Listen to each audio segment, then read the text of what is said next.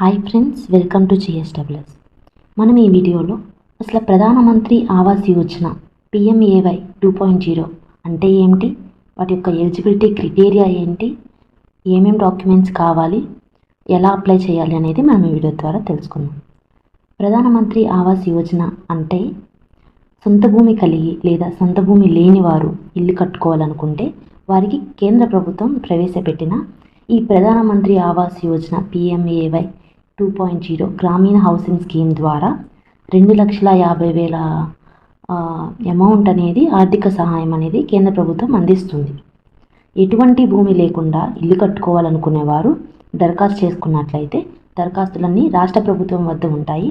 ప్రభుత్వం ఎప్పుడైతే ప్రజలకు ఇళ్ల స్థలాలు కేటాయిస్తుందో అప్పుడు వీరికి ప్రాధాన్యత ఇవ్వడం జరుగుతుంది. ప్రజెంట్ అయితే సచివాలయంలోని ఇంజనీరింగ్ అసిస్టెంట్ ద్వారా హౌసింగ్ స్కీమ్ ద్వారా సొంత భూమి ఉండి ఎవరైతే ఇల్లు కట్టుకోవాలనుకుంటున్నారో వాళ్ళకి మాత్రం అప్లికేషన్ ప్రాసెస్ అనేది ఇప్పుడు మనం చూద్దాం. దరఖాస్తు చేసుకునేవారు గ్రామ సచివాలయంలోని ఇంజనీరింగ్ అసిస్టెంట్ వారికి లేదా వార్డు సచివాలయంలో అయితే వార్డ్ అడ్మినిస్ట్రేటివ్ సెక్రటరీ వారికి అన్నీ ఇవ్వాల్సి ఉంటుంది. అసలు ఈ స్కీమ్కి ఎలిజిబుల్ అవ్వాలంటే ఏమేమి కావాలో ఇప్పుడు చూద్దాం. గతంలో ఎప్పుడు ఇల్లు మీ పేరు మీద శాంక్షన్ అయ్యి ఉండరాదు. అంటే గవర్నమెంట్ నుంచి ఏ స్కీము, అంటే హౌసింగ్ తరపు నుంచి ఏ స్కీము మీకు శాంక్షన్ అయ్యి ఉండకూడదు. పక్కా ఇల్లు కలిగి ఉండి హౌస్ ట్యాక్స్ మీ పేరుపై ఉండరాదు. అంటే ఇల్లుండి మీకు హౌస్ ట్యాక్స్ అనేది మీరు కడుతూ ఉండకూడదు. ఇంట్లో ఎవరు గవర్నమెంట్ ఎంప్లాయీస్ అనేది ఉండకూడదు. 4-వీలర్ ఉండకూడదు. ఇంట్లో ఎవరు ఇన్కమ్ ట్యాక్స్ పే చేస్తూ ఉండకూడదు. మీ ఇంట్లో 340 చదరపు మీటర్ల కలిగిన భూమి అయితే మీ ఇంట్లో వాళ్ళకి ఎవరికీ ఉండకూడదు. మీ రేషన్ కార్డులో ఎంతమంది అయితే ఉంటారో వాళ్ళందరికీ భూమి అనేది ఉండకూడదు. అప్లికేషన్ చేసిన వారు రైస్ కార్డ్, రేషన్ కార్డులో ఎవరికైతే గతంలో హౌస్ అనేది శాంక్షన్ అయి ఉండదు, గవర్నమెంట్ నుంచి శాంక్షన్ అయి ఉండకూడదు. ఈ హౌసింగ్ స్కీమ్కి ఏమేమి రిక్వైర్డ్ డాక్యుమెంట్స్ కావాలంటే Aadhaar card, ration card, bank account xerox, job card xerox, దరఖాస్తుదారుని పాస్పోర్ట్ సైజ్ ఫోటో, పట్టా లేదా పొజిషన్ సర్టిఫికేట్ జిరాక్స్. అంటే ఈ స్కీమ్ అనేది ప్రజెంట్ ఆల్రెడీ ఓన్ ల్యాండ్ ఉన్న వాళ్ళకి, ఇల్లు కట్టుకోలేని వాళ్ళకి మాత్రమే జరుగుతుంది. కాబట్టి ల్యాండ్ డాక్యుమెంట్స్ ఆల్రెడీ మీకు ఉంటాయి కాబట్టి విఆర్ఓ దగ్గర నుంచి పొజిషన్ సర్టిఫికేట్ అనేది తీసుకోవాలి. ఇంకా క్యాస్ట్ సర్టిఫికేటు, ఇన్కమ్ సర్టిఫికేటు, పనిచేస్తున్న ఫోన్ నెంబర్, అంటే దానికి ఓటీపీస్ కానీ ఉన్న ఆల్రెడీ మొబైల్కి లింక్ అయి ఉంటే ఈ డాక్యుమెంట్స్ అన్నీ ఉంటే మీరు అప్లై చేసుకోవచ్చు.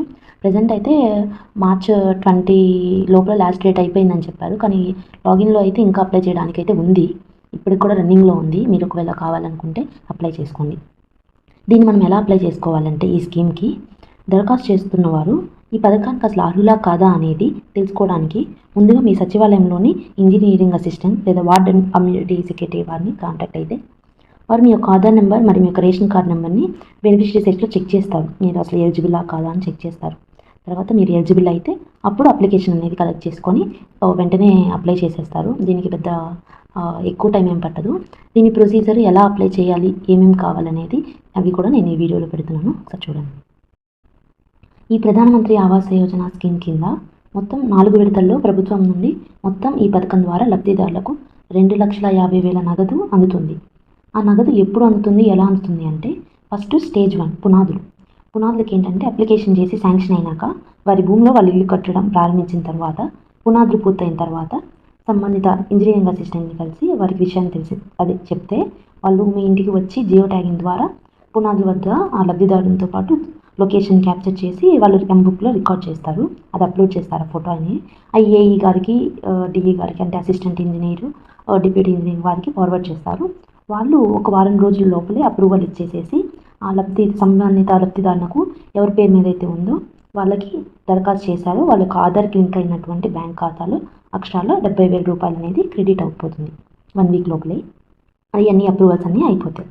నెక్స్ట్ ఏంటంటే స్టేజ్ 2కి ఏంటంటే సైడ్ గోడలు అనమాట. దీనికి అమౌంట్ అనేది 90,000 వస్తుంది. పునాదులు పూర్తయి సంబంధిత అధికారుల ద్వారా జియో ట్యాగింగ్ పూర్తయిన తర్వాత మాత్రమే లబ్ధిదారులు సెకండ్ స్టేజ్ అయినటువంటి పక్కన గోడలు కట్టడం ప్రారంభించాల్సి ఉంటుంది. అంటే వీళ్ళు ఫస్ట్ అమౌంట్ రాకుండా మీరు కనుక గోడలు కనుక కట్టేస్తే అమౌంట్ అనేది వచ్చే ఛాన్స్ తక్కువ ఉండేది. ఈ సెకండ్ అమౌంట్ అనేది కూడా పడదు.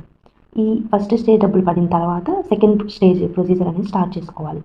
సైడ్ గోడలు కొట్టడం పూర్తయిన తర్వాత సంబంధిత అధికారులు సమాచారాన్ని అందిస్తే మళ్ళీ ఇంజనీరింగ్ అసిస్టెంట్ అనేది జియో ట్యాగింగ్ చేసి లొకేషన్లో ఆ లబ్ధిదారులతో ఫోటో తీసి మళ్ళీ ఎంబుక్లో అలా రికార్డ్ చేసేసి అప్రూవల్ చేసేస్తే 90,000 అనేది మళ్ళీ క్రెడిట్ అవుతుంది.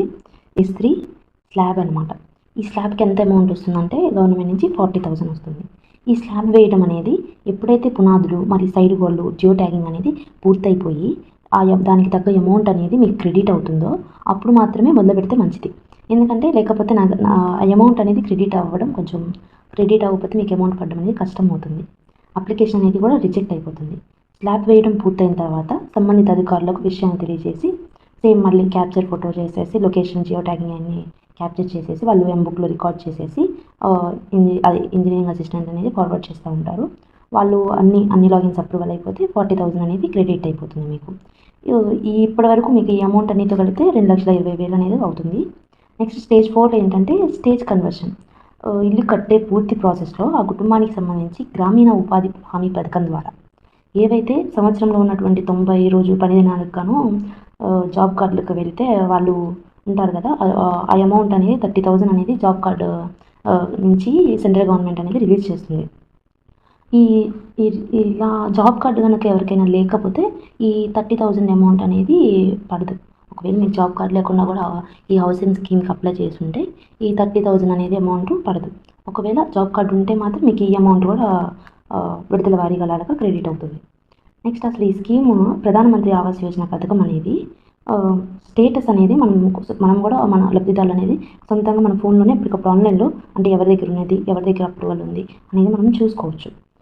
దీనికి కేవలం అప్లై చేసినప్పుడు ఈ స్కీమ్కి అప్లై చేసినప్పుడు ఒక అప్లికేషన్ నెంబర్ అనేది వస్తుంది. ఆ నెంబర్ కనుక మీ దగ్గర ఉంటే సరిపోతుంది. ఒకవేళ లేకపోతే మీ యొక్క ఇంజనీరింగ్ అసిస్టెంట్ని కలిస్తే అప్లికేషన్ నెంబర్ అనేది ఇస్తారు. ఆ నెంబర్ ద్వారా ఇప్పుడు నేను చెప్పిన ప్రొసీజర్ ద్వారా ఆ అప్లికేషన్ అనేది ఎక్కడ వరకు ఉందనేది కూడా మనం తెలుసుకోవచ్చు.